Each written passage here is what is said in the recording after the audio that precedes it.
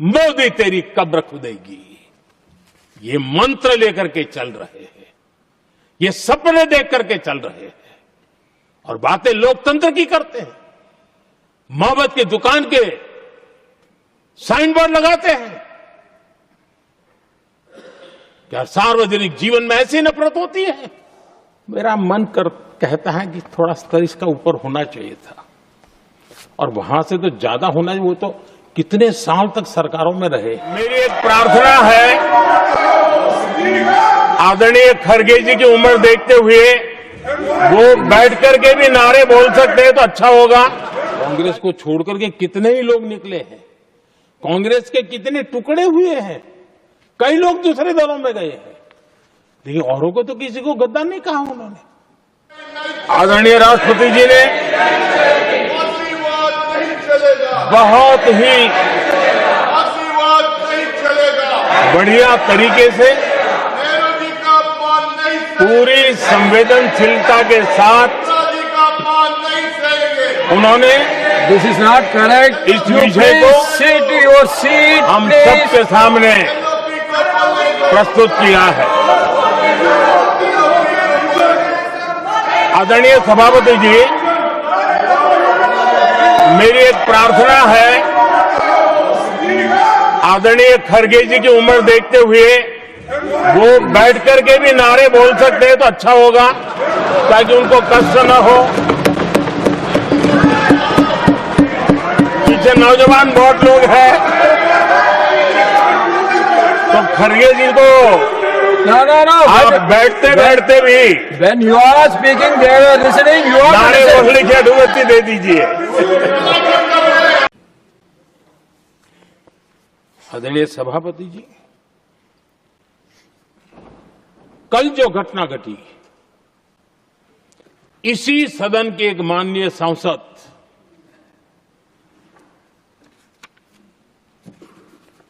कांग्रेस के शातिर दिमाग जिनका है, ऐसे एक युवराज ने उनको गद्दार कह दिया।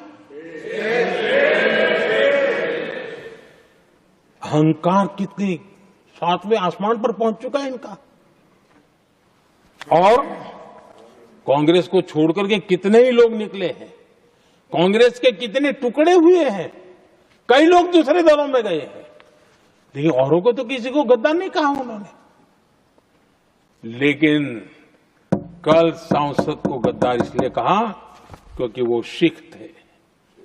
ये सिखों का अपमान था, एक गुरुओं का अपमान था। और कांग्रेस के अंदर जो कूट कूट करके सिखों के प्रति नफरत भरी पड़ी है ना, उसका वो अभिव्यक्ति थी। और इसी सदन के माननीय सांसद है वो, और उनको जरा भी दर्द नहीं, वरना आज खड़े होकर के कह सकते थे कि कल जो हुआ इसी सांसद की गरिमा के अनुरूप नहीं था, हमें खेद है। एक शब्द तो बोल लेते, लेकिन सिखों के प्रति उनके मन में जो नफरत भरी पड़ी है, और इसी के कारण उन्होंने कल, और जिसका परिवार देश के लिए शहादत देने वाला परिवार के वो सदस्य है, उन्होंने अपने राजनीतिक विचारों में परिवर्तन किया, इसलिए गद्दार हो गए। और एक गद्दार शब्द छोटा नहीं है। मेरे देशवासी को कोई गद्दार कहे, ये कैसे देश सहन करेगा? और वो भी एक सिख है इसलिए गद्दार कहना बहुत दुर्भाग्य की बात है। और ऐसे लोग कांग्रेस को नहीं डुबाएंगे तो क्या करेंगे?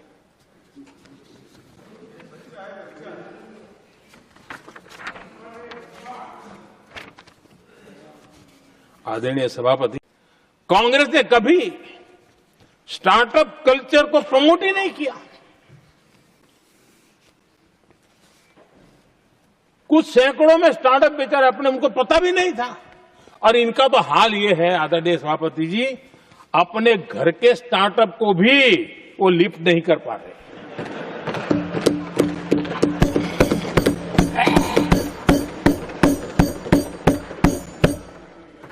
और हमारी सरकार में आज 2 लाख से ज्यादा स्टार्टअप है।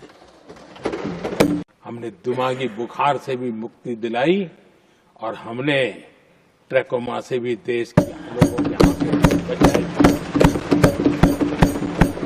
यही सफलताएं हैं, यही संवेदनशीलता है, समाज के लिए जीने मरने का यही संकल्प है। पल पल, तिल तिल समाज के लिए बिताना, घिसना, झलना, वो उनको परेशान कर रहा है। तब जाकर के मोदी तेरी कब्र खुदेगी, ये मंत्र लेकर के चल रहे हैं, ये सपने देख करके चल रहे हैं और बातें लोकतंत्र की करते हैं। मोहब्बत की दुकान के साइन बोर्ड लगाते हैं। क्या सार्वजनिक जीवन में ऐसी नफरत होती है? आदरणीय सभापति जी, इनकी सरकार रिमोट से चलती थी, मेरी सरकार भी रिमोट से चलती है। 140 करोड़ देशवासी मेरा रिमोट है।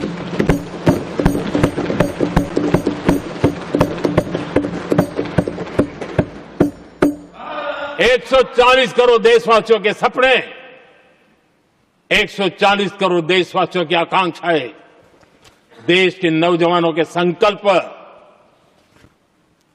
इनके लिए हम जीते हैं, इनके लिए सरकार चलाते हैं। सत्ता हमारे लिए सुख का रास्ता नहीं है, सत्ता हमारी सेवा का माध्यम है।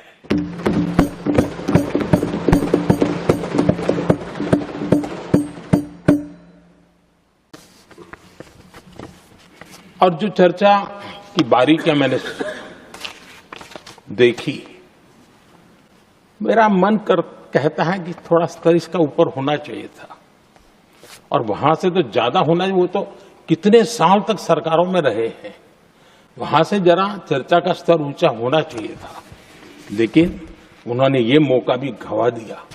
देश उन पर कैसे भरोसा कर सकता है? आदरणीय सभापति जी, मैं कल एक माननीय सदस्य को सुन रहा था। यूं तो वो अपने आप को राजा कहलाने में बहुत गर्व करते हैं, लेकिन वे आर्थिक असमानता की चर्चा कर रहे थे। बताइए, जो खुद को राजा माने और वो आर्थिक असमानता की बात करे, तो आपको लगता है कि क्या यही देखने के बाकी रह गए थे क्या? एक हमारे माननीय सदस्य काफी कुछ बोल रहे थे, जिनकी पूरी सरकार शराब में डूब गई, जिनके शीश महल घर घर में नफरत का कारण बन गए, और शायद उनको ब्लैक शब्द ज्यादा पसंद है। हर एक का अपना अपना एक भूतकाल होता है।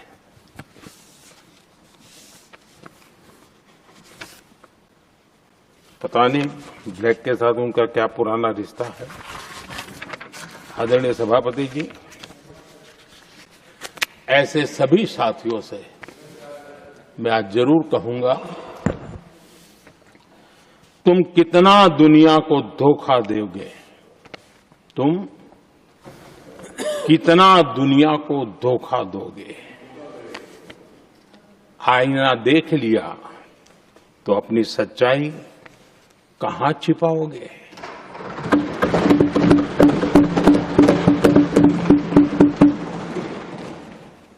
कांग्रेस हो, टीएमसी हो, डीएमके हो, लेफ्ट हो, ये दशकों से केंद्र में सत्ता में रहे हैं, सत्ता के भागीदार रहे हैं।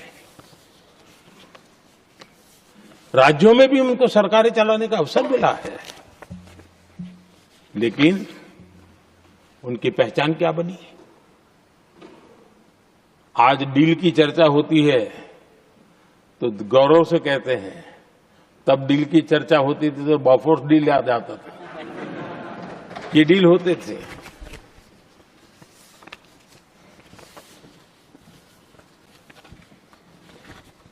उन्होंने सिर्फ जेब भरने का काम किया।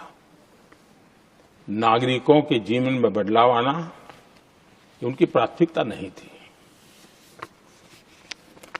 आदरणीय सभापति जी, मैं कुछ उदाहरणों के साथ भी बात बताना चाहता हूं क्योंकि यहां चर्चा में ये सारे विषय आए हैं और इसलिए मुझे कहना बहुत जरूरी है।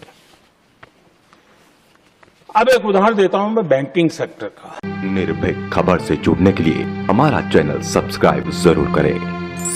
अगर वीडियो पसंद आए तो शेयर और लाइक भी कर दें। विस्तार से खबर पढ़ने के लिए लॉगिन करें निर्भीकखबर.com।